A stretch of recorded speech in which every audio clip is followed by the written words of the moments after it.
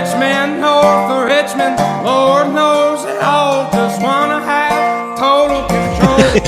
Living in That is such a valuable piece of advice there. These are the sorts of things that we should talk about right in the first 5 minutes of the podcast. Started giving people free quotes.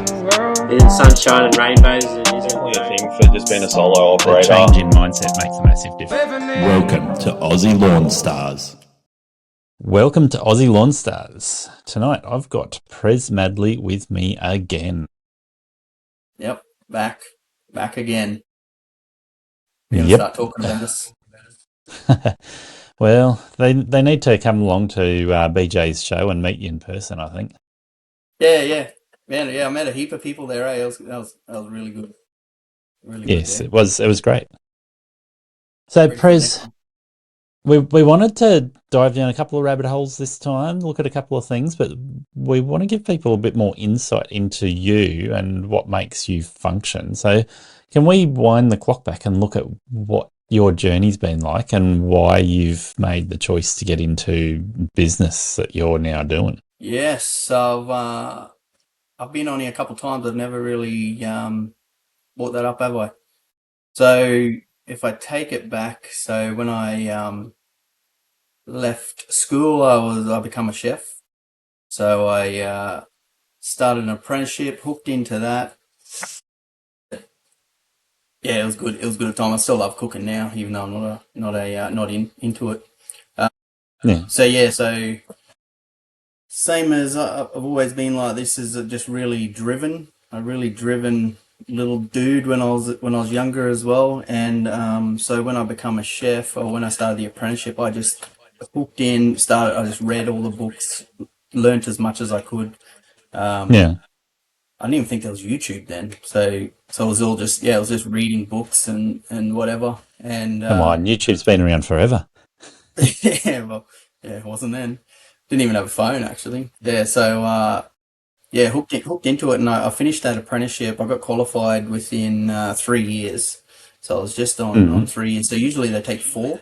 I just hooked in. I was doing, making menus and running kitchens and done a few different things, different kitchens and catering. What else did I do? Yeah, just pretty much freaking everything. So they signed me off, and then as I got towards, as I was there, signed off as a qualified chef. If there's any listeners that are chefs, you'll realise it's work all day, every day.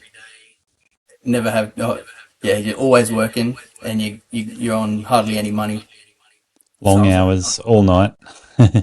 Yeah, long hours. Yeah, it's sort of, you get a break in the middle if you have a couple beers and then go back to it, and then finish and go straight to the nightclub. And then wait for closing and then go straight back to work. So I finished that, and then I thought I need to make some more money than this. And I went into the mining industry, into copper and gold, and I started as a operator, so operating trucks and all the different machines there, taking them same values and that same mindset of just learning as much as I could, as fast as I could, doing everything. So within, I think I was only mining, I learned all the machines there while I was at the first mine, and then I started all these different roles as I just kept going. So I was early 20s, and I was in leadership roles. So I was leading like teams of 50 plus people, and a lot of them are older than me. So some of them were like 50 years old, and there's this young 20-year-old fella like barking around being a hero. And I worked my way up into these leadership roles, and management roles, and everything. Everything. Sorry? How long were you in the mines before you started doing some of the leadership roles? Probably like 5 years, I reckon. 4 or 5 years I was doing it. So I learned all the machines, and then got into the leadership roles. But I sort of like, and within that 5 years, I was sort of like helping out as well. So if the boss needed something, I'd be like, right, tell me what you need. I'll give it a crack. Probably won't be the best, but I'll give it a crack. And just working my way up. So in my mind, I thought being super busy, flat out, pushing people was how to win. That's how you be successful. Is just smashing people to get better results. So and I was doing that for a while. Had a few run-ins with people and just didn't bother me. It was like water off a duck's back. Who cares? I'll get another person tomorrow. If you don't want to be here, if you don't want to work, there's someone out there that'll come and get a job tomorrow. It'll take your spot. It didn't matter because people were just tools to me that just got a result that I wanted. Yeah. So that went on for a while, and what I thought was winning or doing well or successful on paper, it wasn't. Okay. So on paper I looked successful, but where it mattered, I wasn't. So like at home, it didn't matter. And get a bit friggin' get a bit emotional thinking about it now, thinking back, because and then I got a wake up call. So what happened? I ended up with a freak illness, like I was just flat out, but working non-stop. Got a freak illness that ended me up in intensive care for. Hang on a second. Ah, man. Taking me back. You're good? Like it was yesterday. So ended up in intensive care for 2 weeks. Yeah. And did they work out what the cause was? They done so many tests, but I never got an answer. They thought leptospirosis, Q fever, they threw a heap at me, but they never gave me the actual what it was. It smashed me. So, and I think just working flat out, like I was a bit run down, but I didn't realise. Yeah, so your body was susceptible to pretty much anything. Yeah. And I don't remember much, so what I remember is getting sick and then sort of trying to so I was helping my sister at the time move up from Bundy up to North Queensland, and me and my wife, she was my fiance at the time, went down there to help her, and that's when I got sick on our way up from Brizzy in Bundy driving up, and I friggin' went down hard, ended up in hospital there right at the time that Dr. Death was hanging around. Remember that guy? Yep. Lucky, I don't think he was there. I don't know, but I woke up, so I don't remember much of it. I remember a part where I was in an ambulance. Don't even know when that was, but then I woke up. So I woke up, and I was in a hospital. Things beeping around me, and pretty much the first thought that hit me was, "Why am I such a boss?" You can fill in that gap. Well, I'm such a piece of shit, really, and it's throwing you because you go, and all of a sudden your body's saying no. It straight away changed my priorities, I reckon. So when I woke up, my wife was beside me, and so it was pretty life-changing moment. So from then on, I was a total different person. I went back to work, and the people I used to push and drive and just not care about, I changed my tune. I started turning into a different leader where I coached people, mentored people, and still then people like, who is this guy? He's freaking, it's not the same guy. Pushing us and always carrying on, but what I found was I got the same results, but cared about the people that were working for me. So that not only helped me there, but it opened up opportunities so people I worked with then, like my bosses and their bosses, seen opportunities for me, or Yep. seen my potential using this new found, whatever you call it, way of being a leader. Yeah, open up opportunities. So I got management roles. I worked down, worked in different mines around Australia, just doing these roles. And at one point there, I was supposed to go work in the corporate building at WA. They offered me a job there, but I was living in Cairns. Imagine if I went to WA. Imagine that. Um, I might even have a cylinder mower and catch everything. Terrible idea. Yeah. So yeah, I had an offer there, but what I couldn't do is put past that. My family is first, so my wife didn't want to move away, and she was pregnant at the time. So yeah, I said no, and then got a different job in a different mine that done exactly what I'm doing now, which is coaching and rolling out operating systems in the mines, and and I started doing that, and then learning all of that side of the business is, yeah, that was another eye-opening experience, is understanding the systems, how to understand the finance side, the people, Yep. using people as, what do you call it, an asset, not as a tool like I used to do. And Right. then doing that for would have been, yeah, fair while now looking back. So probably, yeah, fair while now anyway. And then I started up a mowing business as well. So still got that same driven little sucker.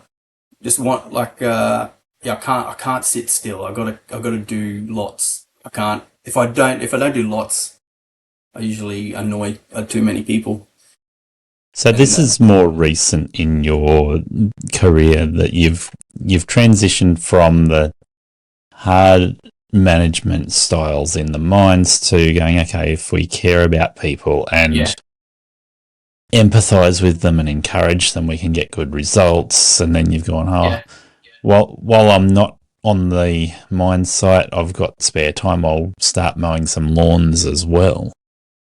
Yeah, so that happened. Yeah, that only happened recently. But from the time I went from when I ended up in hospital to these what do you call it, like rolling out operating systems, that time would have been probably like 15 plus years. I was doing that first. So before I got into that coaching role, which does exactly what my business does with small businesses, but yeah, with corporate businesses, with corporate Yep. level. Yeah, okay. Yeah, so yeah, that's right. Yeah, so then I started. I can't sit still. So I started a mowing business, which Yep. I used all the same techniques that a corporate large business use. Exactly the same, not one thing different that large businesses Yeah. use. It's just that they don't. Nothing is shared with any small business. So I just went out. Just, it was natural to me. I just done everything that I knew. Systems, understanding why I was doing it, where I was going, who I was doing it for, how to measure what KPIs or metrics to have, so you know if you're successful. Yeah, so it's, yeah, and I had done that, and then what happened was, because I still had that I just wanted to help people still, even though I wasn't working for people. So I met a lot of contractors and even other businesses around the area, electricians, builders, brickies, all these characters around the area. Because it's like when you've got a small business, you're hang out and you see everyone. Yeah. Well, it's up our way. It is. I don't know if in the big cities it's like that, but yeah, we see everyone. We get talking, and what I noticed talking to people was this exact same person I used to be. Mm. That's what they were doing. Stuck in this trap of, if I keep working harder, pushing myself, not worrying about what's happening at home, just more busy, keep doing everything, and it has to be successful. And it wasn't until I seen people start, like they were struggling. Like these are the local people I would talk to. They were struggling and just didn't know that if there was another way. No one's ever showed them that there's a different way to do things. And I just, the way I am, I'll give you a hand. I'll show you what I do, see if it works for you, and then it just all sort of evolved from there, and then eventually turned into where I am now with my coaching business, helping people around Australia now. Yeah, it's good.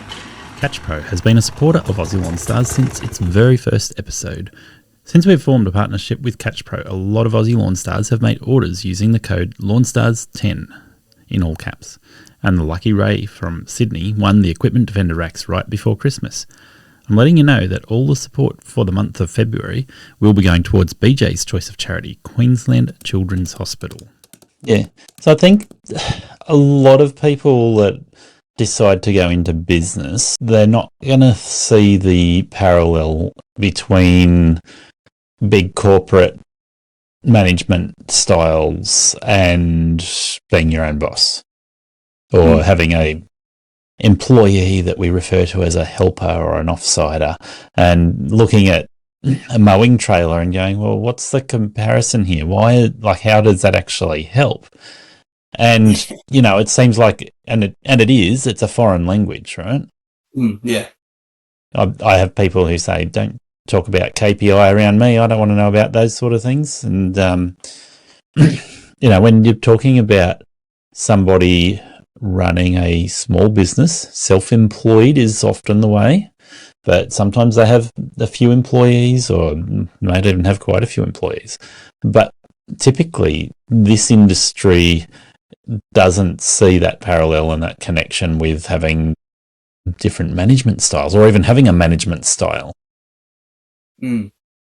So it's not even this industry of lawns and gardens, like as butchers, butchers, electricians, they're all similar. It's just the fundamentals to any business. Yeah, so tradies in general, any blue collar work where you can have a small business running the bulk of that industry, you're going to come across this because there's so many people who are their own boss, or they're boss of 2 people or 5 people or even 10 people, which means the number of businesses in an industry like lawn care and gardening or, the other trades is massive. And the number of people who operate, I'm going to say don't actually operate a business, but they operate in that space without getting things right, because that's the size of business that is common. So I guess one of the things that I've come across with the amount of podcasting I've done is that whether you think like Prez does, or whether you think that you're just a person making beer money or pocket money, or just working on the weekends to make a little bit of extra so you can buy a boat or whatever it might be, there's a lot of lessons you can learn from other people at different levels and different management techniques and things like that come into it. If you don't recognize that the choices you make are forming habits and repeat patterns of behavior, then you don't see those choices as systems. Now, for me, I look at that and I go, okay, the choice to buy a trailer and tow it with the family 4-wheel drive, that's a choice. right? But that system is not the most efficient system for my business. Now, it worked in the early days, but I didn't even think of it as a system. And then once you start looking at other people running around with lawn mowing trailers and utes and trucks and vans and all the different options, you start going, oh, people make different choices here. And often you're focused on the businesses that are the same size as your own. So somebody who's solo, maybe they've put on an employee, maybe they haven't, but your comparisons are the same. And so you're not really looking at greenscapes or, you know, some of the larger companies and going, well, how do they choose what equipment to use, what vehicle to use? How do they deal with all the other things? Like, how do they deal with quoting and getting customers and managing their accounting and scheduling and all the different things? Instead, you're just looking at other individuals and going, well, if they use paper diary and, you know, a spreadsheet or even just a paper trail for their bookwork, then that'll work for me. So when people start listening to my podcast, they will start seeing that there's a bunch of systems you can utilize in our industry that will make your business easier to run and more profitable. And once you start hearing the words like that, you start going, oh, how do I measure that? How do I know what to do? And this is where somebody like yourself or a podcast like mine will help get people thinking about the right things. And I see that word think on your cap there. But the way that you think about your business becomes a system. It becomes your mindset. And your mindset can sound like woo-woo. It can sound like it's some fancy technique of trying to understand things better, or you can just go, no, it's just the way that I think about that particular issue. So before you started running a business, you didn't think about running a business. Once you start running a business and you have to do a BAS statement, you start going, oh, what's involved in doing a BAS statement? Right? Once you've started thinking about it and you start going, well, I know the 10 things involved in submitting a BAS statement to the government or whatever it is, right? You start going, okay, there's a process. That becomes your mindset. That becomes your process. That becomes your systems. That becomes the way that you think. And it becomes one of the things that is in your mind regularly when you're running your business. Yeah. So what I like to focus on, Prez, and I like to push you. But these things that people need to think about, I like to keep it really simple. You know, the KISS method of management. Keep it simple, stupid. Yeah.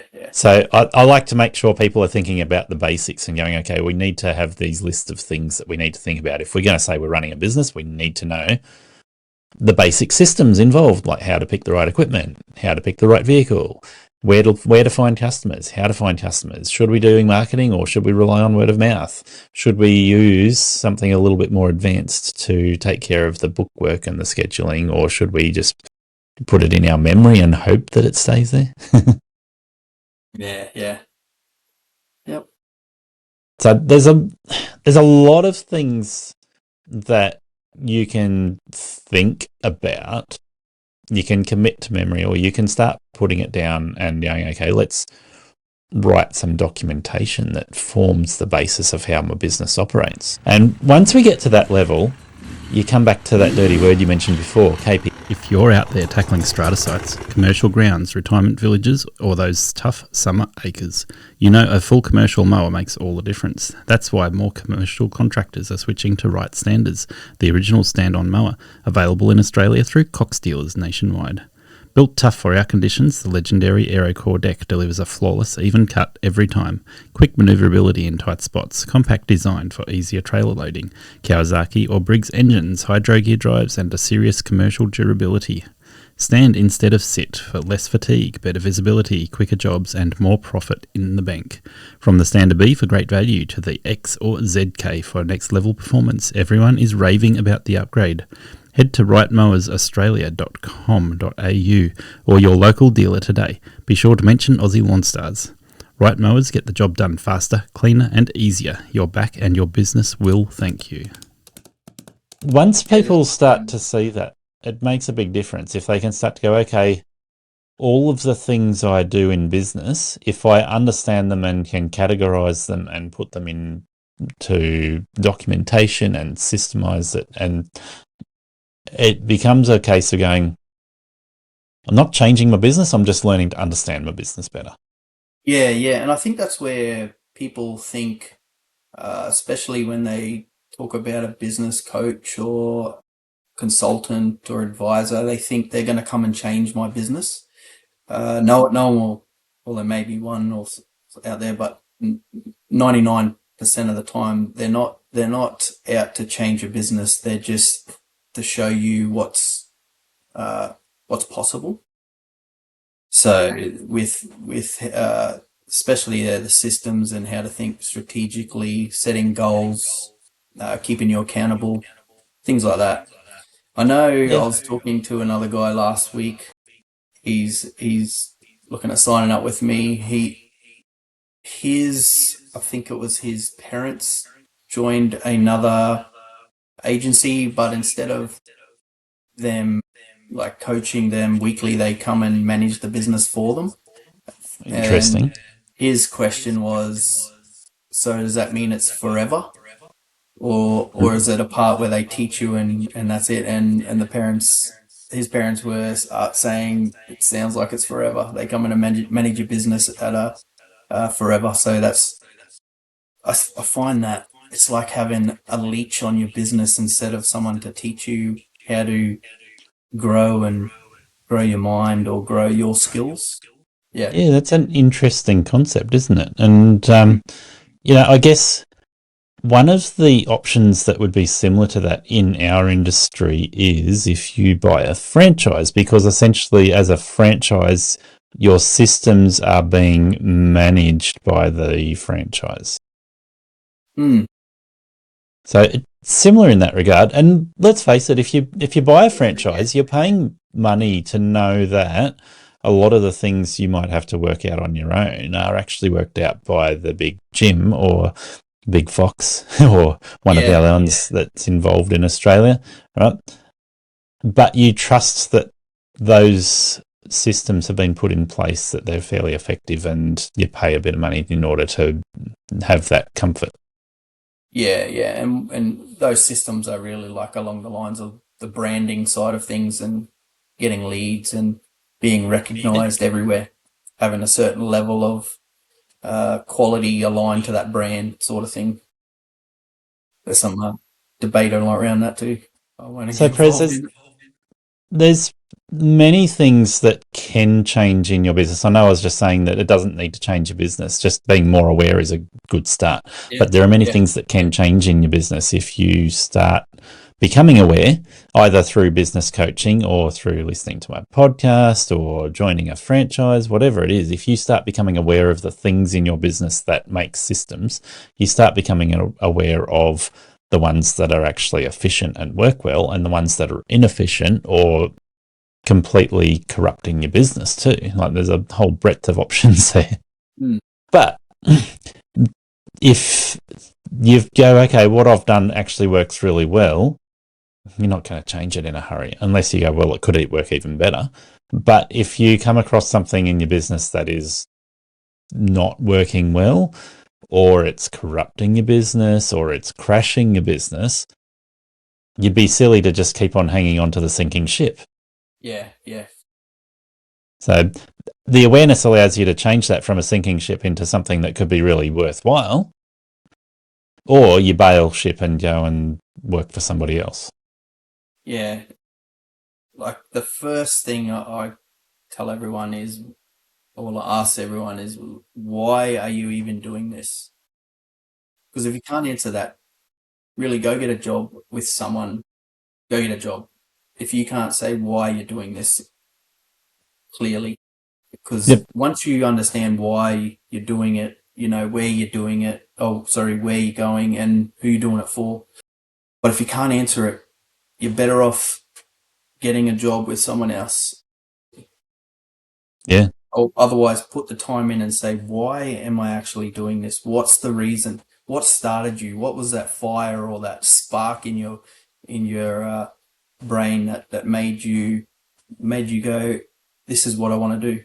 What is that? We could spend hours talking about this, but a lot of the why that I see people regurgitating is, I want freedom, I want my time back. And often once they actually start their business, they go from a job where they didn't have any time to their family, didn't have freedom to make their own choices, to going, wow, the freedom is unlimited and I've got all the time in the world. But that's a fairly short-lived, what's the right word there, like phenomenon, and trying to think of another word that's actually a little bit more appropriate there.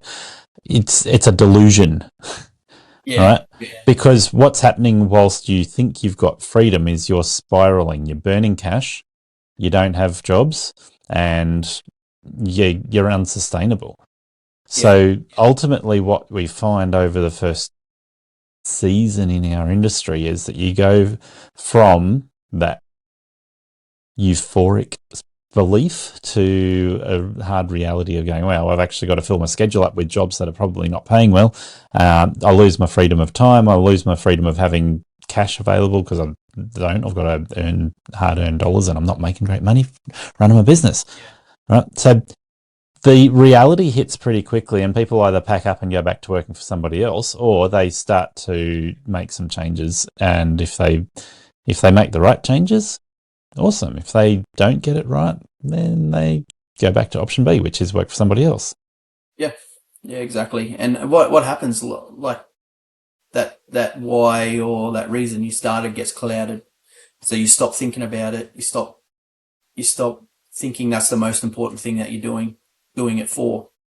And then it gets on the back burner. Next minute, it's, making this angry client happy. That's the most important thing. I got all these annoying clients. I got to make them stop being annoying. That's the most important thing. And then that time or whatever the reason you started for goes on the back burner and slowly drifts away and you forget about it. And that's where things start going wrong straight away. So some of the values that you can enjoy running your own business, yes, the ability to choose what you do and when you do it. Another one is the ability to choose how much money you make and whether you want to make a lot or you want to make a little bit, so that you can balance that time and money for family and hobbies and other things that are important to you. One of the great reasons people come into this industry is because they love working outdoors. And so that can be a massive reason why. Another one is because you're interacting with people every time you do a job. And if you're doing small, regular lawns and gardens where you're in and out in a short period of time, your customer interactions can be every 15 minutes, every half hour, several times a day, many times a week. Can vary. But your customer interactions, your customer service skills, all those sorts of things can be a big reason for a lot of people. The satisfaction of learning in an industry where there's a possibility of getting trades like horticulture, parks and gardens, sports turf, there's quite a few options there, but those trades are quite satisfying. And even if you're just doing it at the simplest level, which a lot of people do, which is just making long grass short, it's really satisfying to go, okay, that grass looked untidy and now it looks really nice. Yeah. So there's a handful of reasons that people might look to and go, hey, these are important things as to why I do this. But some of the things that help you to do that well are the decisions you make early on in your business, or you learn the hard way as you go. So, the first ones are going to be those critical choices about the type of vehicle and trailer and equipment that you're using on a daily basis. That's one of those critical things that can make a big difference as to the success of your business. And sometimes it's a scaling process. You start cheap and you work your way up to better and better equipment and vehicles and bits and pieces. Sometimes people will buy in with a lot of money and try and nail it first up. If they're buying into a franchise, it's really easy because you get a list given to you. These are the things, go and buy them. If you're working it out on your own, it depends on whether you've got some previous insight into the industry or whether you're guessing as to how well you do doing that. But that's really important. The next one is going to be going, okay, how do I then manage my time and my marketing? So two things that are absolutely critical, because you've got to, with your time, you've got to spend time marketing and quoting, but you've also got to spend time actually doing the work. And so there's a myriad of ways people can actually manage these things, but having a CRM is one of those things that really helps you to get this right in your business. Yep. Yeah, definitely. There's a few out So- there, a few programs. Yeah, so having a CRM and having an accounting package that allows you to manage these things is really important. So we've covered a bunch of systems that you can actually start measuring KPI on these different things and going, well, how do these things perform for me? Are they efficient? Are there ways I can improve those standard operating procedures? Mm. Yeah, definitely. And there's the CRM, accounting, they're all actually, you buy them systems. Everyone can think of them as a system, but everything can be a system in your business. So what's the system of you scheduling if you don't have a CRM? What system have you got in place that you can lock in? And the best way to think of it is do this. If you keep doing the same thing, however you do it, lock it in to do that same thing all the time, so you know if it works or not. You don't just keep messing. You just keep changing, because then you'll never know if that system works or not. So stick to it to see if it works or not. The good thing in this industry is that your customers are usually your customers for the life of the business, and then obviously they come and go. You win some, you lose some. People are often elderly, so they pass away and pick up new customers. Sometimes they move around, moves interstate, whatever the case is. So overall, you get the benefit of being able to review how you do that job on a regular basis, because you're there, then you come back next week, then you do it again, then again. And so you can actually go, well, how does that system work? Is there an efficiency? Am I gaining efficiencies as I get better, and all the different things you can start to measure? And having a CRM allows you to actually gain some great insight on the measurement side of those repeat customers. Yeah. But That's these another are one that you things. just mentioned. The way you do the mowing. So is it edges first, mow, then blow, or whatever random way you want to do it? And then once that's locked in, once you say this is the best way, you have to lock it in to say this is the process that we're going to always follow. So when you say you want staff, you get staff. That's the process they follow. Follow this system. This is the way to do it. Yeah, and I guess this is the thing, right? A lot of people will stumble through some of these systems. They'll form a pattern of behavior and not even recognize that there's a system there that they can measure. And this leads to some catastrophic failures at times, in terms of going, okay, I might have a system for how I schedule my time, but it's a diary on my phone or a paper diary. And that leads to some forgetfulness. Things disappear. You can't find them again. And then you realise 3 months later, what happened to that customer? Oh, I forgot to go and see them. Yeah. And these are legit. Like, it has happened to me. But, the more that you can actually spend time analysing how your business operates, the more you can actually start to go, okay, there's actually legit things I can do here that will make a massive improvement if I'm aware and I start documenting this. So one of the things I've found is that if you don't have well represented systems, they happen to you rather than by design. When it comes time to deal with some of the more complex aspects of running a business, it doesn't just happen to you. It won't just happen. And putting on employees is one of those things. It won't just happen. You need to have some strategies. You need to have some help if you've never employed somebody before. How do you deal with employees? How do you make sure that there's clear expectations between you and them, and back and forth, different each direction?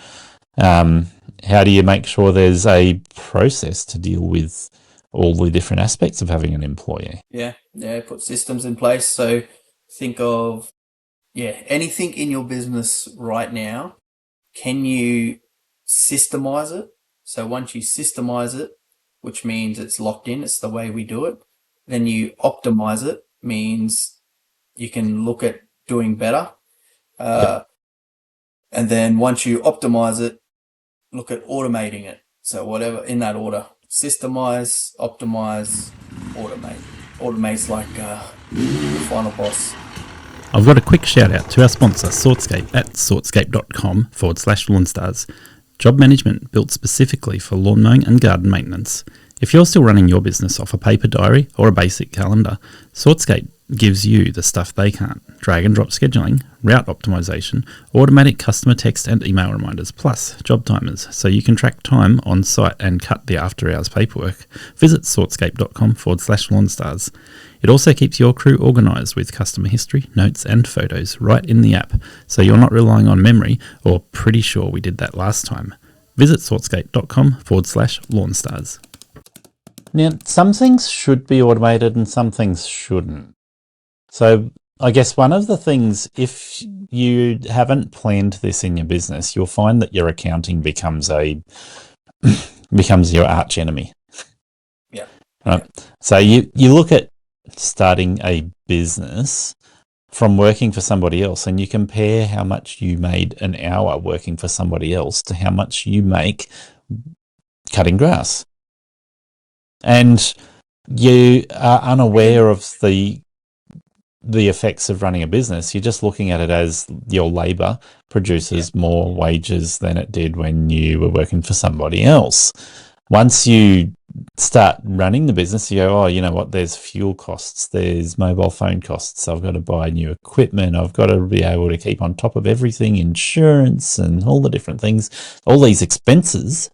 And then what's left over is mine, right? And this creates a false dichotomy as well, because when you just go, well, it's expenses and then the rest of it's mine, you forget to consider that what's yours should be split into a few different categories as well.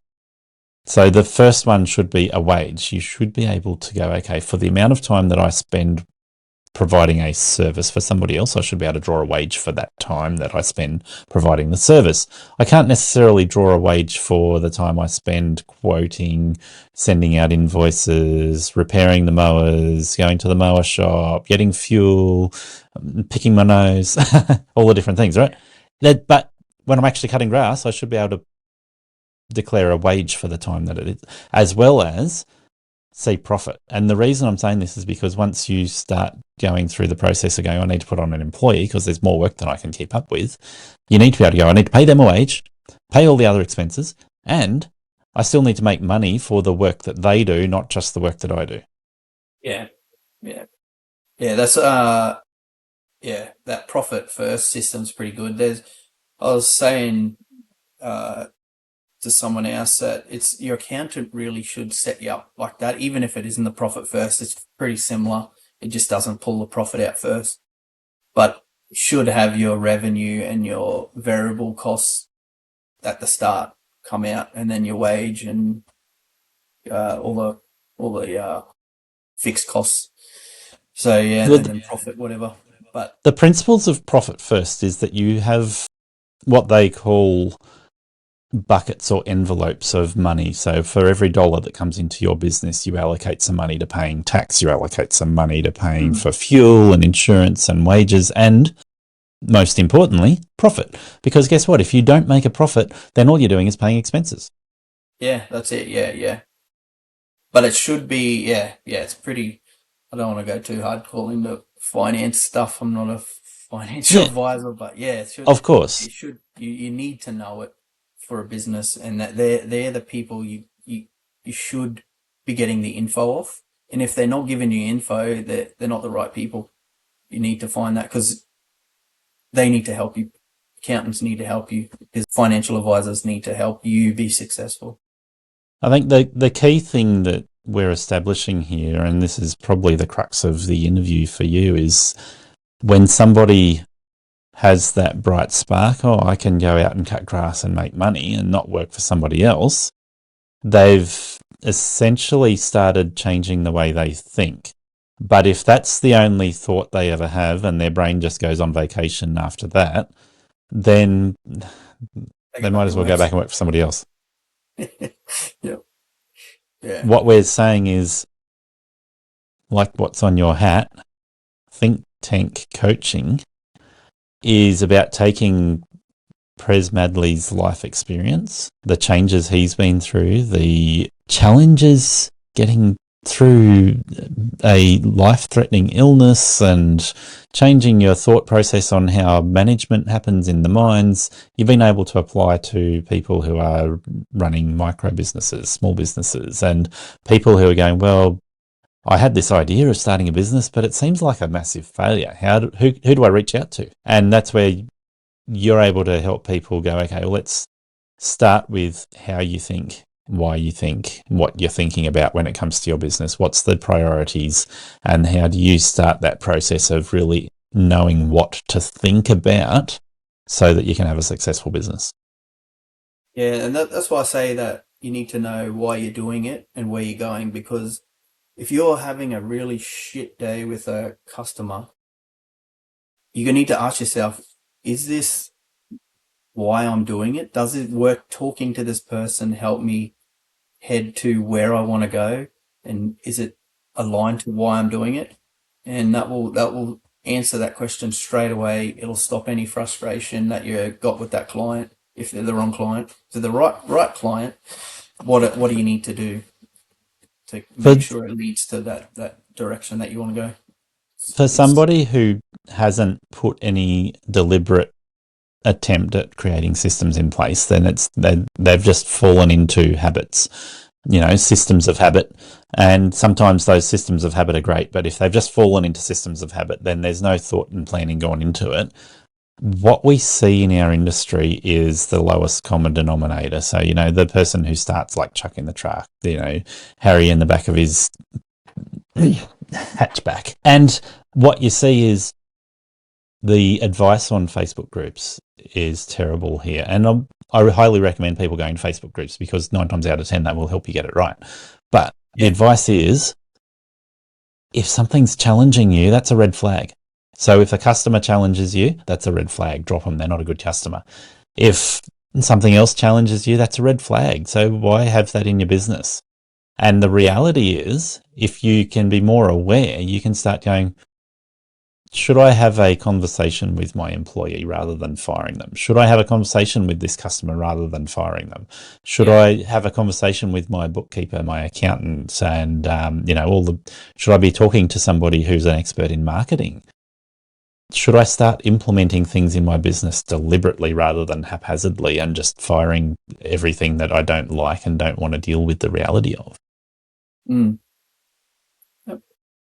Yeah, bloody oath. So it points you, if you ask that question all the time, even like you said, the red flags, and then you will know if it's a red flag. It's not just, that customer wants it discounted, that's a red flag. But is it really why are you doing this business? Maybe your why is, or where you're headed is, you want to give the best service to elderly people. That's your service, and they need some sort of pension or discount. So then you can say, that's my why. That's why I'm doing it. So how can I make my business successful that will give these elderly clients a discount? What can I find? What's out there? Is there some sort of funding for a business like mine that will help me be profitable, but also do exactly what I want to do? Yeah. If you know that what that is, if you know your why and where you're going, it makes your life so easy. So much. And, if you have a good vision there, you can be quite altruistic and run a successful business. And I'm going to pick on Jim's Mowing here. I love Jim's Mowing. Highly recommend it for people who are trying to work out how to do this without coming up with all the systems on their own. It just gives you systems to fall into. But one of the ways they justify that issue is to go, well, just make sure you charging high prices so that you're happy working for the customers, which teaches you to just go, okay, if I don't like a customer or if they're a red flag, I can just put the price up and then make it so that I'm happy there, right? Which is not a bad thing, but that's seems to be the default thing in a franchise is we have the right to charge more and that gives us more happiness in the job. what I suggest is a little bit deeper than that. And it's a case of going, okay, when you are dealing with a customer that's a new quote or a customer that's been challenging for you, clearing up expectations is a great way to make sure that you can negotiate with each other on something that means you can be agreeable and work together. And my default there is offer the customer 3 options.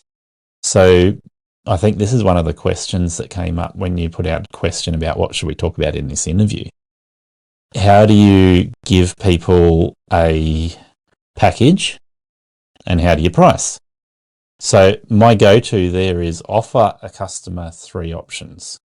So the base option is, hey, I want you to be a good customer, and my base level that I will accept is 20 cuts a year.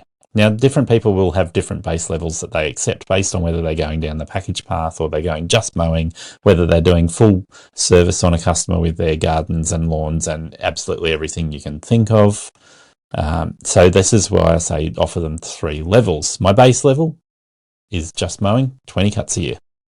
Then the next level is going to be a package, and that's where I go, okay, if you're pricing a job, I refer people back to the amount of money you need to make in your business. And this will vary, huge mileage variation here for different businesses and different situations. But if you're working on your own and you're cutting grass and you've got the equipment sorted out and you've got all your bits and pieces in place, you should be able to make between $120,000 and $250,000 a year solo. Right? If we take that $120,000 amount, break it down, this helps you to get your pricing right. So this is lower money than what most people will be satisfied with, but $120,000 doesn't seem too bad when you put it like that, right? Keep in mind, you'll take your expenses out of that 120 grand, so it's not all yours. But the breakdown is this: $120,000 a year gets broken down into $10,000 a month. That's pretty easy maths. That's $2.5 grand a week. Yeah? Still easy maths. That's $500 a day if you do 5 days a week. So you can price a job based on time like that, and then you can factor in extra expenses for a job. So if you know you've got to put product down for a job like mulch, or you got to supply Roundup or other sprays or whatever, when you start dealing with packages, you factor in some of those things as extra cost to that hourly rate that you're working out in your head. And this is really good thing to have in the back of your head is, do I give the customer transparency on an hourly rate, or do I give them a fixed price? If you lock yourself into believing only one of those options is good, it can work well for you. It can also bite you on the bum. If you're prepared to go, okay, what does the customer need transparency with? You can choose to give them more insight based on whether they will appreciate it or not. And there's, particularly if you're going down the path of commercial work, which is usually something you'll do after you've established your reputation, you need to be prepared to have those conversations. Okay, so that gives people a bit of insight into pricing, and particularly going down the path of packages, you start thinking about if the customer wants not just their grass cut, but they want gardens. How much time do I need to be there? Does it fall into this category, this, like I'm doing a full day a week or a month or whatever it is? That's how much I should be pricing them at. And there's extra services in there that are going to add product costs. Yep. So once you're doing packages, you're going to have some product costs in there, because you're not just mowing the grass or trimming the hedges, you're also doing weed treatments and fertilizers and putting mulch in garden beds, and those sorts of things need to be factored into that cost, as well as the time you spend doing it. And would you say you do variable pricing, where it's when you're doing the fertilizer or you're doing the extras, you add the extra price on then, or would it be just a flat rate every time you go there, no matter what you do? What do you think? Depends on the customer. Yeah. So if you've got a job that you turn up once a week for and you charge them $100 every time you turn up, and you know that they don't want to see you, they just want to know that everything's taken care of, just give them a fixed price. If you've got a commercial client that wants to know that they're paying a fair and equitable rate, they want to know what your hourly rate is, and they're not prepared to pay much more than about $90 an hour, $100 an hour for your time. And so you do need to go, well, yeah, my time with business expenses is valued at that sort of money. But then if you want mulch in the garden beds, that's extra. Yeah. So, yeah, it depends on the customer. Yeah. But if you're prepared to acknowledge that rather than going, I only do one way or the other, then it gives your business more scope to grow. Yeah, that's good. Because I think if you're, the way I do it, I'd if you didn't know the prices, you'd keep it as, when I do it, I'll charge you a bit extra for the extra product, and then once you get used to doing it, maybe give them a fixed price. This is a package price for doing this for this quality, and this is the roster that everything's going to roll out on. This is when I'm going to fertilize. This is when I'm going to spray, etc. Yeah. I think it depends on the scope of the customer too. So if you're talking about small jobs where you're in and out fairly quickly, then hitting them for $100 every time you're there is something they'll probably cope with. Maybe not. But if they want more than the basic service, they're probably prepared to pay more than $80 every time you turn up. If you're talking a customer where you're there for a day a week or 5 days a week or whatever it might look like, you're going to have to start breaking those costs down so that they know they're getting value. They're going to ask and they're going to analyse and they're going to assume if you don't give them good answers. Yeah, that's it. Yeah. Yep. They got to see the value in it. Yeah, definitely. And they're not looking for cheap, but they are looking for good value. Yeah.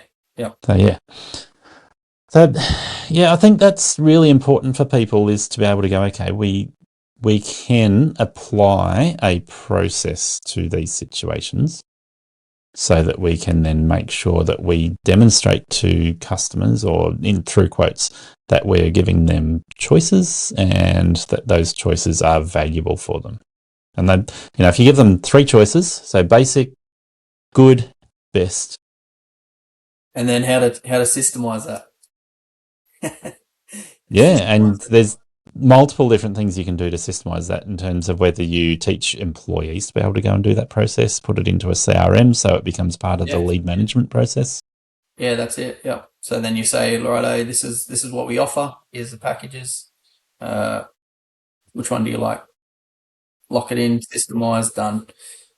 Optimize it, automate it. So then, eventually the customer's ringing you, telling you what they want. That's it. Yeah, it's good. Well, there's many more systems we could break down, but I think that gives people some good insight there, Prez. And I'm pretty sure I can hear my family call me for dinner. Yeah. And if you want to know, do you know what my why is? Why I'm doing this? After my bit of a story, how I got to where I am. So I could make some assumptions there, but please, you put it in the best words possible. So why am I doing what I'm doing is I want to change the world, really. I want to change the world. I want to change every business owner's understanding of business, so no one has to go through the shit of stressed out, worry, family pressures because you're always working. That's what I want to do. That's my why. So I try to help as many people as possible as I can and teach them so people can teach others. So it's not just me. That's why I'm doing it. Yeah, that's awesome. See how it goes. Well, yeah, very good. So people can get in touch with you at Think Tank Coaching. Yep. Yeah, just Google it. It'll pop up there with 700 pages or whatever when you Google Think Tank Coaching. You just click on one of them. It'll get you there. And suss it out. Yeah, so I've got a few packages on there, but mainly if you want to check it out and see if we're a good fit or if what I do will help you, there's a free strategy session that you can book in. Beware, it gets booked out. Sounds good. Thank you. No worries, Gazza. Been good talking to you. Thank you for listening to Aussie Lawn Stars. Please remember to rate and review the show on the Apple Podcasts app or the player you use. Exciting new shows are released every Monday. Make sure you follow or subscribe to hear the next episode.